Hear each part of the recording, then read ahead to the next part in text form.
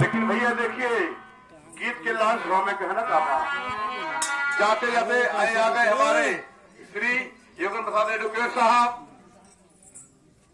दीवानी जौनपुर। ये जाते जाते साहब तरफ से फिर 100 रुपया का नमस्कार है भीमल गीत पर पाठ स्वागत करती है। कहना बा क्या बात है पाठन को हर स्वागत है। आगे लगता है बोलोरो वाले देखा है कैसे फिर नमस्ते हो। लेकिन गीत के लास्ट भाव में कहना बा बहुजन में आगे कदम बढ़ावा अरे अपन हमें अधिकार से मारा झंडा यहाँ पर लहरावा तारी दुनिया